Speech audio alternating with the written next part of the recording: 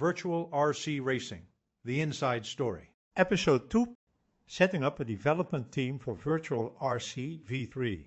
My name is Peter Barefoots.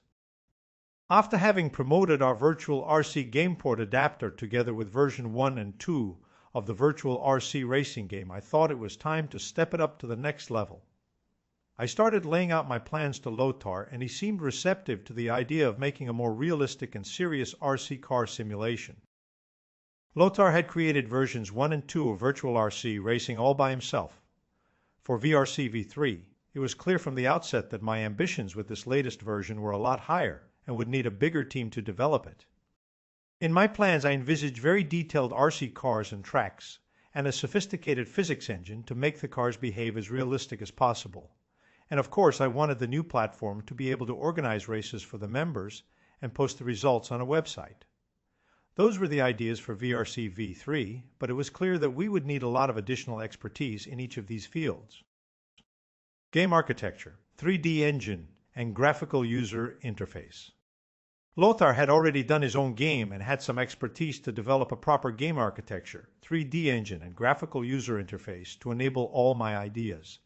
The newly developed third generation of our 3D engine featured, among other things, real-time shadows and lighting, smoke, and support for 3D models with a high polygon count.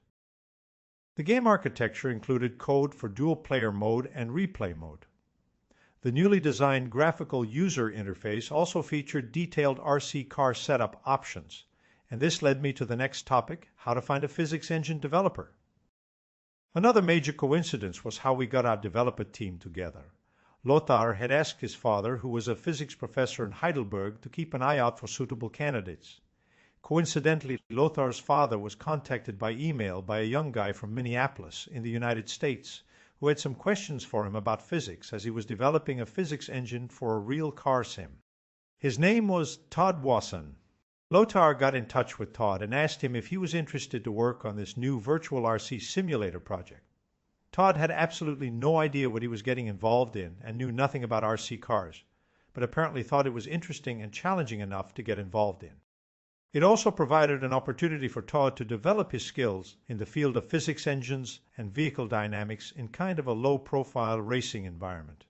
If I remember well, Todd had thus far released a drag racing performance analysis tool in which one could play with clutch settings and tires. Apparently it had raised some interest with amateur drag racing enthusiasts. So that was the second job filled, but no idea what I could expect. And we also need a 3D graphics developer. Yet another coincidence. Todd had developed several contacts in the racing sim development world, and one of these contacts happened to be with West Racing from the UK. They were developing their own car racing sim for 70s Formula One cars called Racing Legends. West Racing was only two brothers, Tony and Chris West. They were twins. When they started their own racing sim project a few years before, they had tossed a coin to decide who was going to develop the game itself, the coding stuff, and who was going to do all the 3D artwork. It turned out that Tony was going to be the graphics artist, a skill he had to develop from scratch. I approached Tony to see if he was interested in also work on the VRC project, besides his own project. He agreed, and up until now Tony has done all the fantastic 3D graphics and artwork for VRC, such as cars, components, tracks, and the graphical user interface designs, and at a later stage designing the Virtual RC portal and promotional stuff including the V3 packaging. More about that later. Everything you see in VRC-Pro and on the VRC portal has been created by Tony West. So lucky to get him involved from the very beginning. And of course we need a neat Virtual RC website and database. That was another important part of the V3 project, as VRC was set out to host events, and we would have to store these results in a database and publish them on a website. Now going back in time several years, I was already collaborating with a team of software and website developers for the Serpent website. Some of you will remember it as TSN, the Team Serpent Network, in 2000 succeeded by MyTSN. This project was developed by a team of 3 highly skilled software developers, all university master's degrees in software engineering. How this came about is worth a separate story. Another incredible coincidence, one of so many.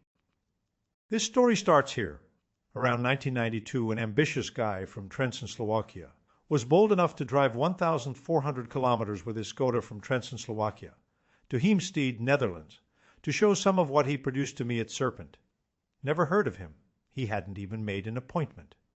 His name was Jurai Hudi. He had a small machine shop in Trenton where he produced high-quality steel parts and also handy tools and accessories for RC racers, all produced with extremely high traditional manual workmanship. Long story short, we started doing business with Jurai. He produced for Serpent the slim but ultra-strong and durable dog bones, drive shafts, wishbone pivot pins, and gradually more and more high-quality Hudi steel parts. Together with his son Mario, Jurai launched the X-Ray brand in 2000 and became a very successful brand in RC cars. Mid-90s, the World Wide Web, or WWW, was gaining more and more ground, and it became obvious to me at a very early stage that the Internet had great potential to communicate with our worldwide network of Serpent distributors, and very importantly, with the hobbyists and racers who were using our Serpent cars and products. It is now hard to imagine how primitive communications were back then in the 90s, no internet, email, or websites. After trying to develop an interactive website here in the Netherlands, which was going nowhere and was aborted after 18 months, I contacted Jurai's eldest son Mario, who had also studied at the Trenton University. Mario knew a few smart guys from his university who could probably build such a website under my guidance. That was the start of Team Serpent Network, or TSN, in 1995. In 2000, succeeded by my TSN. You could say that the concept of these community portals was way ahead of its time. They were what Facebook is today for RC racers. TSN members, but also RC organizations, and even other manufacturers like Hudi and X-Ray, could easily publish news, publish product information, and communicate with RC racers from around the world. To be honest, I am immensely proud of what we achieved with the Team Serpent networks. Serpent was light years ahead of all other RC manufacturers and distributors at that time. The TSN development team was headed by Marek Straka as hardware internet specialist. Tomasz Chabano was the database specialist. Lubo Novak was the website developer, and Marek Simon was involved with the website and game platform security. After having worked with them on TSN and my TSN for 6 years, I was confident that they would be able to function as the website and database team for VRC version 3. None of them had any idea about what RC racing was all about, but at this stage that was not important yet. My job was to write and detail the conceptual design of Virtual RC version 3, coordinate the whole project, and last but not least, provide the required funding. I wasn't at all sure that I could pull this off, not having a clue what I was getting myself into.